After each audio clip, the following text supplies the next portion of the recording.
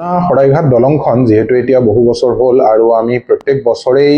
কেইটামান দিন আমি মেৰামতিৰ কাম কৰোঁ আৰু এতিয়াও আমি দেখিবলৈ পাইছোঁ যে যোনটো মেইনলি আপোনাৰ ৰোড পৰ্চনটো তাত আপোনাৰ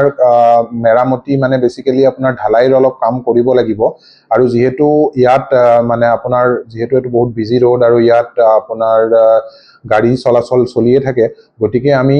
4 দিনৰ কাৰ্যসূচী বৰ্তমান হাতত লোৱা হৈছে যে 4 দিনৰ ভিতৰত আমি এই গোটেই যিখিনি মেৰামতিৰ কাম আছে পথৰ মেৰামতিৰ কাম ঢালাইৰ কাম সেইখিনি আমি কৰি শেষ কৰিম কিন্তু এতিয়ালৈকে তাৰ দিনটো নিৰ্ধাৰণ কৰা হোৱা নাই যেহেতু ইয়াতে আমি অন্যান্য বিভিন্ন এজেন্সি পুলিচ হওক ট্ৰাফিক পুলিচ আৰু লগতে ডিস্ট্ৰিক্ট এডমিনিষ্ট্ৰেশ্যনৰ লগত একেলগে মিলি কামখিনি কৰিব লাগে গতিকে এতিয়া আমাৰ যি ডিসকাশন আছে সেইখিনি চলি আছে আৰু খুব সোনকালে আমি ডেটটো ফাইনেল কৰিম আমি 4 দিনৰ কাৰ্যসূচী বৰ্তমান হাতত লৈছো যে এই 4 দিনৰ ভিতৰত আমি এই মেৰামতিৰ কামখিনি শেষ কৰিম আৰু সেইখিনি সময়ত যোনটো নতুন ব্ৰিজ আছে সেই নতুন ব্ৰিজেদিয়ে দুইফালে আপোনাৰ গাড়ীৰ চলাচল কৰা হ'ব